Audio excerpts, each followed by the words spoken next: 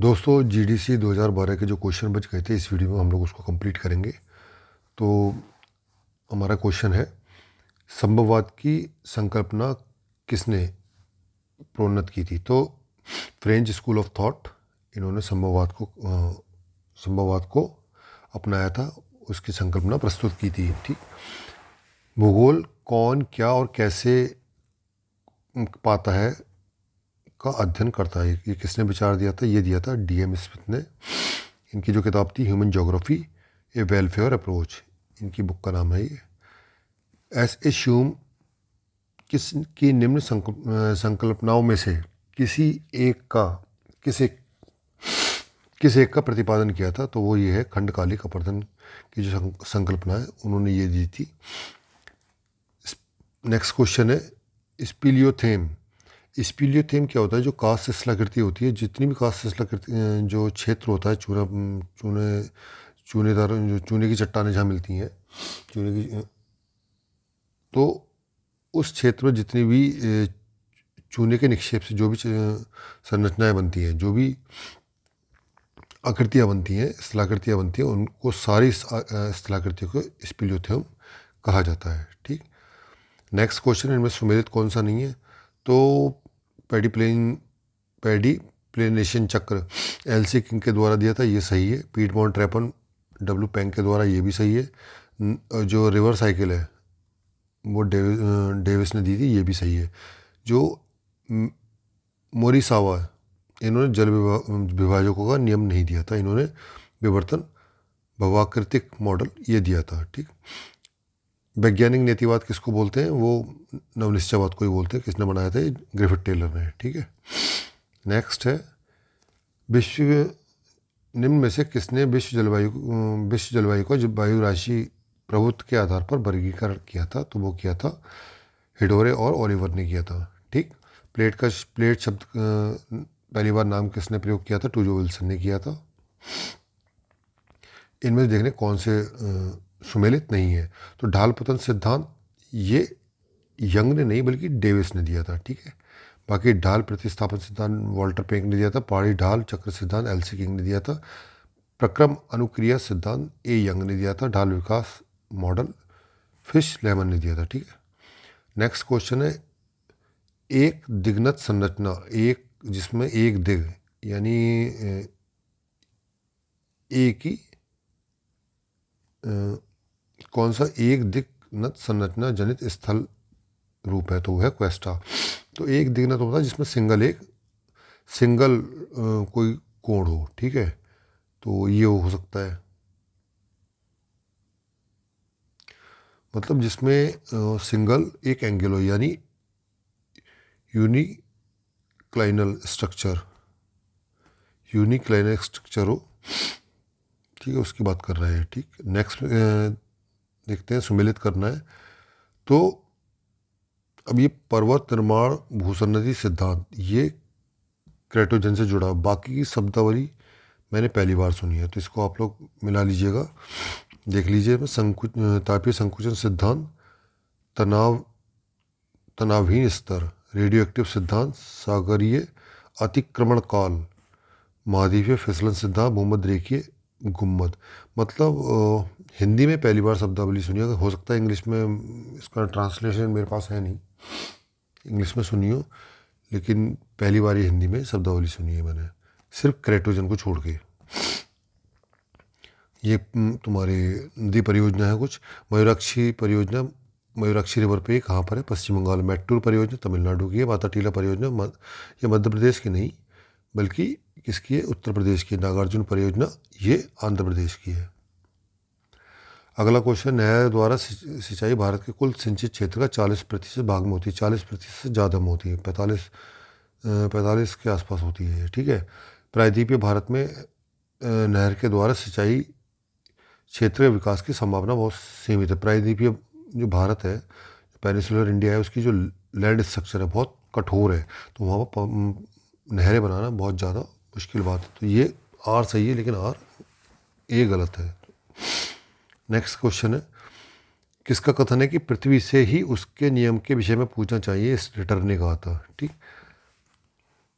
अगला, भूगोल के अध्ययन में मानव केंद्रित दृष्टिकोण को अपनाया था। मानव केंद्रित दृष्टिकोण को किसने अपनाया था? रिटर ने अपनाया था।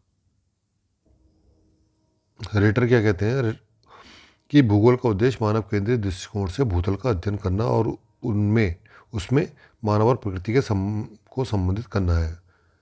वे अपने अध्ययन में मानव केंद्रित भूगोल पर बल देते थे। उनके अनुसार पृथ्वी के भूगोल का अध्ययन मानव ग्रह के रूप में किया जाना चाहिए। ठीक है। नेक्स्ट क्वेश्चन, थानथवेट द्वारा निम्न में से किस तत्व को जलवायु प्रदेशों के निर्धारण का आधार नहीं माना था? तो थानथवेट ने जो टेम्परेचर का इफेक्ट है इसको माना था, जो बारिश है इसको भी लिया था, वर्षा का मौसमी वितरण ये भी लिया था, स्थानिक वनस्पति उन्होंने इसमें कंसीडर नहीं की थी। ठीक, तापीय जगतापी है ना, ये लिया था इन्होंने। वर्षण प्रभाविता पीई, ठीक है, और टेम्परेचर दक्षता टीई। नेक्स्ट क्वेश्चन है जेट स्ट्रीम से। तो स्टेटमेंट देख रहे हैं, जेट स्ट्रीम का लंबवत पवन अपरूपण 10 से 20 किलोमीटर प्रति सेकंड होता है। ये गलत है। सामान्य जेट स्ट्रीम की लंबाई हजारों किलोमीटर में होती है। हाँ, काफ़ी बड़े क्षेत्र में ये प्रभावित करती है। ठीक है। तो तीसरा, जेट स्ट्रीम में पवन वेग में मौसमी परिवर्तन नहीं होता है। गलत है, मौसम के साथ इसमें परिवर्तन होता है। जाड़ों में इसकी स्पीड बहुत तेज़ होती है, गर्मी में थोड़ी इसकी स्लो हो जाती है। जेट स्ट्रीम का ग्रीष्म काल में विस्तारण बढ़ जाता है, ये गलत है, सर्दियों में बढ़ जाता है। ठीक है, तो इसका बी ऑप्शन ये सही है। नेक्स्ट है, निम्न में से किसने प्रजाति उद्भवन की गुण परिवर्तन प्रक्रिया का प्रतिपादन किया था? तो ये डार्विन ने, चार्ल्स डार्विन ने दिया था। गुण परिवर्तन प्रक्रिया, लॉ ऑफ सिलेक्शन। केंद्रीय ग्रामीण अधिवास अधिकांश मिलते हैं तो डेल्टाई प्रदेशों में मिलते हैं। अंतरिक्ष से जुड़ी हुई कौन सी शाखा, कौन सा सेंटर तिरुवनंतपुरम में है? तो ये विक्रम साराभाई अंतरिक्ष केंद्र तिरुवनंतपुरम में स्थित है। इन कोयला क्षेत्र को हमें सुमेलित करना। तालचर कहाँ पर है? उड़ीसा में है। कोरबा है छत्तीसगढ़, सिंगरौली मध्य प्रदेश में, उत्तरी कर्णपुरा झारखंड में। नेक्स्ट क्वेश्चन है, भारत के चीनी उद्योग के उत्तर से दक्षिण की ओर खिसकने का मुख्य कारण क्या है? तो उत्तर भारत में जो गन्ना होता है उसकी तुलना में दक्षिण भारत में, खास करके महाराष्ट्र, कर्नाटक, इन क्षेत्रों में क्या गन्ने की प्रति एकड़ अधिक उपज जो है प्राप्त होती है। दूसरे गन्ने में जो उसकी ना सुक्रोज की जो मात्रा है वो ज़्यादा होती है। जो गन्ने का रस वहाँ ज़्यादा होता है। क्यों? कारण क्या है? वहाँ का जो मौसम है साउथ इंडिया में वो ह्यूमिडिटी वाला मौसम है। गन्ने की फसल के लिए पानी बहुत चाहिए, ठीक है, उसके प्रोडक्शन के लिए। तो यहाँ से ज़्यादा प्रोडक्शन कहाँ होता है? साउथ इंडिया में होता है। ठीक। नेक्स्ट क्वेश्चन है, सकेंद्रीय यानी एक ही सेंटर से जिसमें खींचा गया हो, ठीक है, समदूरस्थ, इक्विडिस्टेंस, सत्यता विभाजित अक्षांश रेखा हो तथा वक्र देशांतर रेखा की विशेषता किससे मिलती है? बोन प्रोजेक्शन में मिलती है। ये कुछ ऐसा नहीं होता। बोन प्रोजेक्शन एक सेंटर होता है, वहाँ से एक अक्षांश रेखा फिर दूसरी अक्षांश एक ही सेंटर से सेंटर मान के खींची जाती है। ठीक है, इस टाइप से जो होती है, एक ही से देशांतर ऐसे खींची जाती है, तो ये बोन प्रक्षेप कहलाता है। ठीक है, इक्विडिस्टेंस वाला ये होता है। तीव्रता के अनुसार CS जलवायु प्रकार की जलवायु का अर्थ है भूमध्य सागरीय जलवायु, ये सबको पता है। कोपेन ने भी इसको भूमध्य सागरीय जलवायु कहा था। नेक्स्ट क्वेश्चन, निम्नलिखित घर्षण के रूपों में से कौन सा एक धरातलीय सतह पर पहुंचने से पहले वाष्पीकृत हो जाता है? तो वो है वर्गा। ये धरातल में पहुंचने से पहले ही वाष्पीकृत हो जाता है। अगला क्वेश्चन, निम्नलिखित में से किसमें उत्तर भूमध्य रेखीय धारा ऋतु के अनुसार अपनी दिशा के परिवर्तन करती है? तो हिंद महासागर में बदलाव होता है। ठीक है, 6 महीने जो मानसूनी हवाएं होती हैं गर्मियों में, इस तरह जो मानसूनी पवन होती है उसी के प्रभाव में आकर जो मानसूनी धाराएं होती हैं इस तरह बहती हैं, फिर 6 महीने इस तरह बहती हैं। ठीक है। अगला क्वेश्चन है सुमेलित करने के लिए, तो संचरण जायर जो गायर होता है वो किसमें होता है? महासागरीय सतह की धाराओं का बंद तंत्र होता है। ठीक है। थर्मोहेलाइन धाराएं घनत्व द्वारा संचालित गहरे सागर की धाराएं, थर्मोहेलाइन नहीं होती, ये ये पिक्नोक्लाइन इसको बोलते हैं, जो जो गहरे सागर में घनत्व के कारण जो धारा का संचलन होता है, ठीक है। शीतल दीवार गल्फ स्ट्रीम में पाई जाती है, गर्म और ठंडी धाराओं जब जहाँ मिलन होता है वहाँ पर कन्वेयर बेल्ट संचरण महासागरीय सतह की गर्म धाराओं को परिपथीय संचरण इसको कहते हैं। तो इसमें आंसर क्या होगा, थर्मोक्लाइन की जगह यहाँ पे क्या होगा, पिक्नोक्लाइन होगा। नेक्स्ट क्वेश्चन, निम्न में से कौन सा एक पारिस्थितिक तंत्र के विषय में सही नहीं। ये एक क्रियाशील इकाई होती है, एक बंद तंत्र नहीं होता, बल्कि एक ओपन तंत्र होता है, ओपन सिस्टम होता है, ठीक है। नेक्स्ट क्वेश्चन है कि हिंद महासागर के सागरीय तल पर अप्रैल 2012 में भूकंप आया था। तो 8 से अधिक परिमाण के भूकंप के बावजूद भी सुनामी इसमें उत्पन्न नहीं हुई। यह भूकंप स्ट्राइक स्लिप भ्रंश के कारण हुआ था।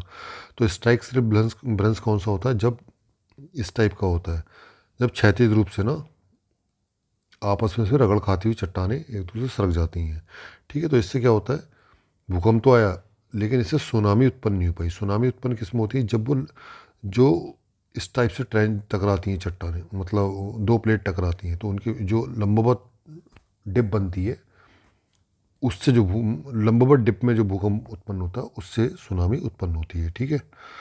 तो इसका ए सही है, आर भी सही है, और उसका कारण दोनों सही है, ठीक।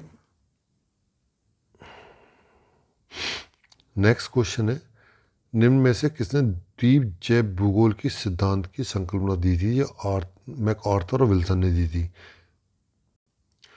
नेक्स्ट है, भारत के जैव विविधता हॉटस्पॉट की सूची में सम्मिलित कौन सा नहीं है। तो इसके अंतर्गत आप देखेंगे ये जो सुंदरबन प्रदेश है ये इसके अंदर सम्मिलित नहीं है। भारत में चार जो हॉटस्पॉट है वो ये है, ठीक है।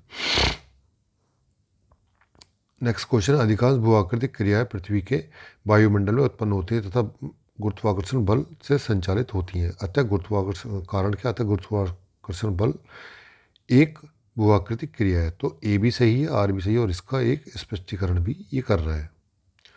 नेक्स्ट क्वेश्चन है, अपसारी प्लेट डाइवर्जेंट जो प्लेट होती हैं उससे संबंधित इसमें क्रिया क्या है। डाइवर्जेंट प्लेट जो एक दूसरे से दूर जा रही होती है, ठीक है। तो नई महासागरीय क्रस्ट का निर्माण होता है, ठीक है। अपेक्षाकृत अधिक घनत्व वाले प्लेट का छेपड़ होता है। छेपड़ यानी सबडक्शन नहीं, सबडक्शन जो होती है अभिसारी प्लेट जो होती है जो एक दूसरे टकराती है उसमें हो रहा होता है। अंतर सागरीय कटक का निर्माण इसमें होता है, ठीक है। सागरीय निस्तर सी फ्लोर का स्प्रेडिंग ये भी इसमें होती है, ठीक है। नेक्स्ट क्वेश्चन है, स्केरेलोफाइलस प्राकृतिक वनस्पतियाँ किसकी विशेषताएं, वो भूमध्य सागरीय जलवायु में इस तरह की वनस्पतियाँ मिलती हैं, ठीक है। स्केरेलोफाइलस होती कौन सी है, ये तनों की जो छाल जो होती है ना वो उसकी मोटी होती है थोड़ी सी, जो शुष्क जो गर्म जलवायु में जो वो मिलती है ना वनस्पतियाँ, वही बेसिकली होती हैं ताकि गर्मी को ज़्यादा हीट को टॉलरेट कर सकें। सवाना प्रकार की जलवायु AW जलवायु होती है। नेक्स्ट क्वेश्चन है, एल नीनो का प्रभाव नहीं है इनमें से। एल नीनो जब आता है भारत में सूखा पड़ता है, पेरू के तट पर भारी बारिश होती है, इंडोनेशिया में सूखा पड़ता है, इंडोनेशिया में बाढ़ नहीं होती है ना। ये तीन इसमें ये होता है, ठीक। नेक्स्ट है, निम्न में से कौन सा एक हिम जलीय स्थल रूप है, तो वो है एस्कर। नेक्स्ट क्वेश्चन है, इनमें कौन सा सम्मिलित नहीं है। मीथेन गैस धान के खेत से रिलीज होती है। नगरीय जहरीला कूड़ा सल्फर डाइऑक्साइड से बनता है। किलर जो लेक होती है जो अम्ल वर्षा है ना उससे बनती है। खासकर फिनलैंड की जो झील है इससे प्रभावित है, फिनलैंड और नॉर्वे की। साइक्लोन कलेक्टर उष्ण कटिबंधीय चक्रवातों का समूह, ये गलत है। साइक्लोन जो कलेक्टर होता है, जो जो पोल्यूशन फैलाने वाली बॉडीज़ होती हैं उससे क्या करता है, जैसे धुआं होता है, धुआं को इन्वायरमेंट में रिलीज़ करने से पहले ये उसमें जितनी भी गैस होती है, धूल वगैरह होती है, ये उसको सेपरेट कर लेता है, ठीक है। ल्यूपोल्ड मैट्रिक्स का उपयोग किया जाता है। तो जो ल्यूपोल्ड मैट्रिक्स है इसका उपयोग पर्यावरण का जो प्रभाव है उसके आकलन के लिए किया जाता है। नेक्स्ट क्वेश्चन है, ये पीछे इसमें भी आ चुका है। कौन सा भारत सरकार के क्लाइमेट एक्ट प्लान यानी NPCC में शामिल नहीं है। तो सोलर एनर्जी शामिल उसमें, ये ना आपकी न्यूक्लियर एनर्जी उसमें शामिल नहीं है। 8 लक्ष्य हैं इसके, 2008 में आए थे।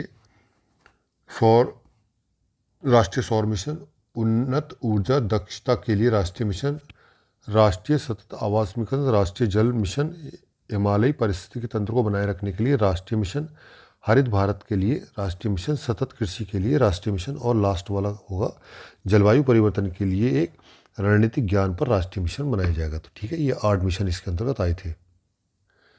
नेक्स्ट हमें सुमेलित करना है, तो पारिस्थितिक नीचे ये ग्रीन लाइन दिया था, और डीप इकोलॉजी ये किसने दी थी, नैश ने दी थी, और इथोलॉजी हिलेयर, पारिस्थितिकी ये हो गई हैकल ने। ठीक है, नेक्स्ट है जैविक अनुक्रम की अवस्थाएं क्या होती है। तो सबसे पहले प्रवास होता है,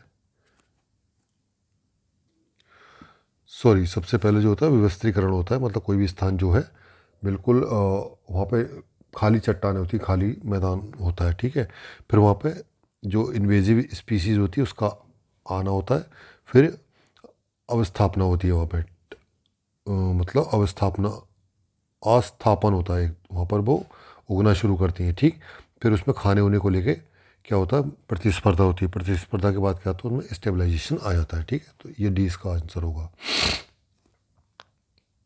नेक्स्ट क्वेश्चन है, ये क्वेश्चन बड़ा इंटरेस्टिंग है। 2 शैक्षिक मानदंडों की स्थापना की थी, जाओ और सोचो, देखो और सोचो।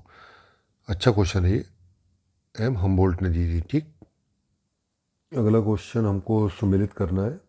तो व्यवहारिक संभववाद कुछ नहीं है, वही नवनिश्चयवाद ही है। उसके बाद तो ये किसने दिया था, टेलर ने दिया था। निश्चयवाद से जुड़ी हुई सैंपल है।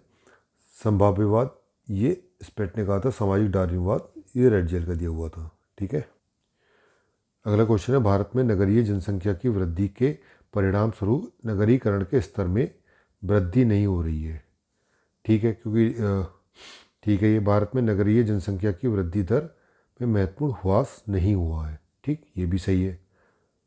और आर,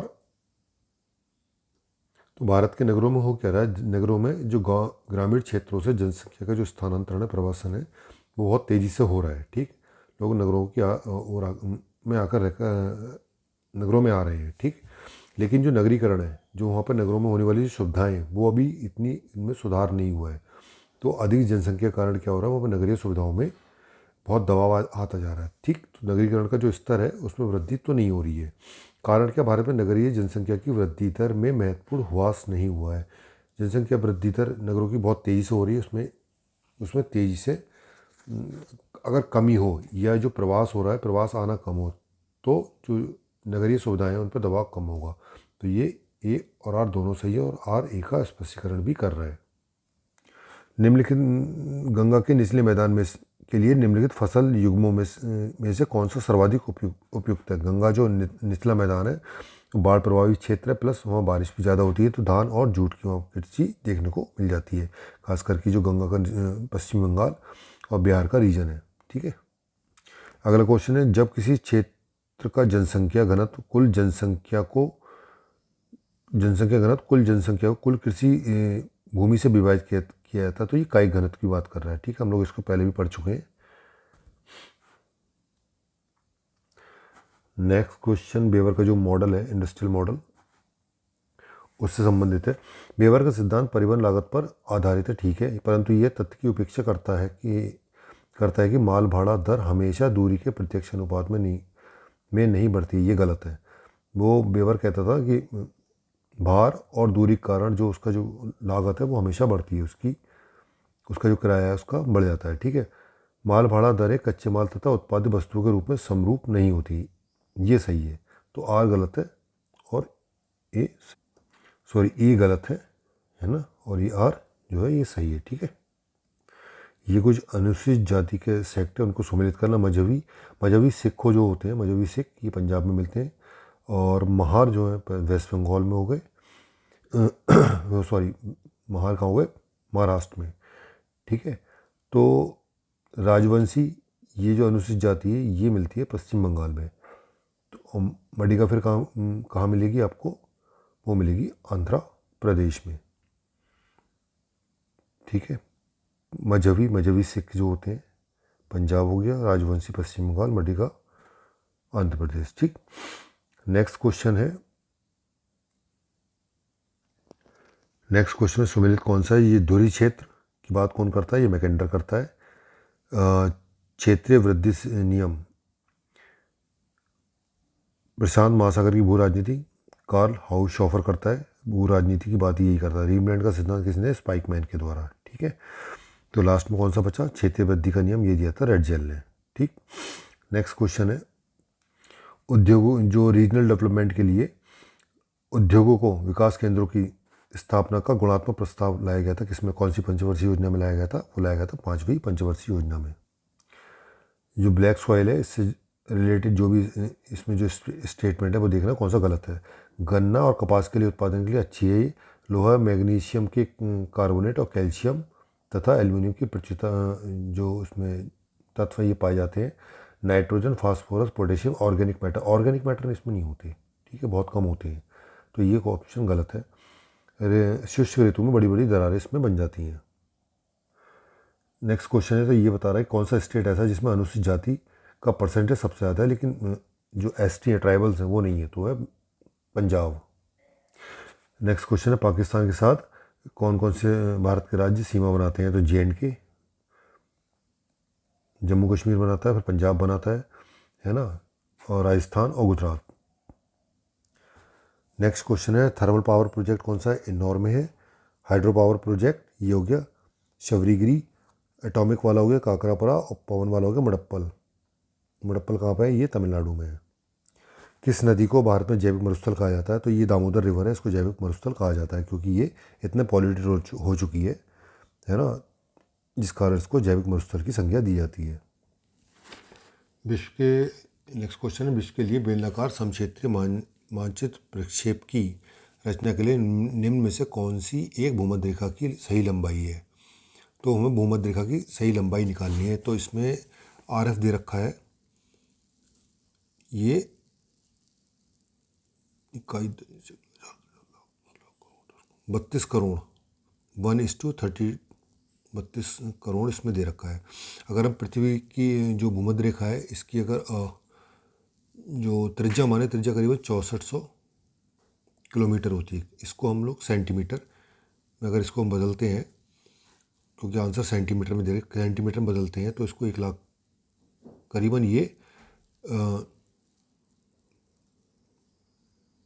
64 करोड़ के आसपास बैठ जाएगी। ठीक है, तो हमारा ये होगा 64 करोड़ बटे 32 करोड़, तो 32 दूनी 64।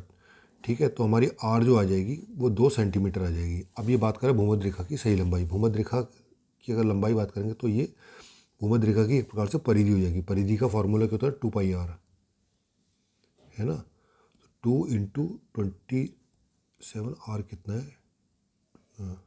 2, 1 मिनट, हमने रेडियस निकालेंगे। रेडियस किससे निकलेगी? तो वो निकलेगी, RF इतना हमको दे रखा है 64 करोड़, हमारी वो हो जाएगी बटे 32 करोड़, तो 32 दूनी 64, तो ये R हमारी रेडियस आएगी 2 सेंटीमीटर। ठीक, अब हमें निकाला भूमध्य रेखा की जो एग्जैक्ट वो है लंबाई निकालनी है। तो लंबाई निकालेंगे तो उसकी वो परिधि की बात करता है, डायमीटर की बात कर रहा है। तो डायमीटर का फॉर्मूला कितना है? 2πr।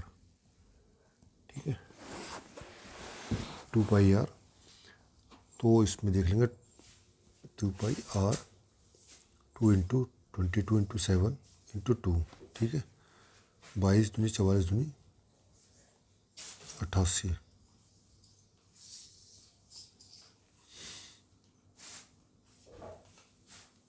बटे 7, 7 × 7, तो इसका आंसर कितना आ जाएगा? करीबन ये 12.56 सेंटीमीटर इसका आंसर आ जाएगा। ठीक, इस तरह से इसको निकालेंगे। ये RF फैक्टर हो गया इसका, पृथ्वी की त्रिज्या ये निकालेंगे। ठीक, निम्नलिखित में से कौन सा स्थल स्वरूप जो है भूमिगत जल से संबंधित है? वो है लेपीज। टार्न लेक, प्लाया कहाँ मिलती है? प्लाया लेक कहाँ मिलती है? सूखा क्षेत्र के स्थानों में। टार्न कहाँ मिलती है? पर्वतीय क्षेत्रों में। ठीक है, और ये नूनामठ, ये भी हिमनद से बनी होती है। टार्न भी हिमनद से बनी होती है। ठीक, नेक्स्ट है, सतरणगिरिका का संबंध किससे होता है? परिहिमानी पैराग्लेशियल जो स्थलाकृति है उससे संबंधित होता है इसका। किसने सरिता श्रेणीकरण की स्ट्रीम सेगमेंट विधि जो दी थी वो किसने दी? स्टॉलर है, स्टॉलर ने इसको दी थी। ठीक है, तो ये वाला पेपर कंप्लीट हो गया। तो जीडीसी के जितने भी पेपर अब तक आए हो चुके हैं उसमें कंप्लीट कर लिए। नेक्स्ट वीडियो में कोशिश करूँगा कि जो हायर एजुकेशन में जो हुआ है ना, higher education UP higher education में जो पेपर हुआ है उसको कंप्लीट करते हैं, और एक पीजीटी का भी हाल ही में ज्योग्राफी का पेपर हुआ है उसको कंप्लीट करते हैं। ठीक है, उसके बाद बस इतना काफ़ी है, इतना पुराने पेपर कर लेंगे तो लगभग हो जाएंगे। बाकी याद करने वाला जो पोर्शन है, जो पढ़ना है, तो आप लोग उसको जो संजय सिंह क्रॉनिकल है उसको आप लोग पढ़ सकते हैं। ठीक, तो इस वीडियो में इतना ही। Thank you so much.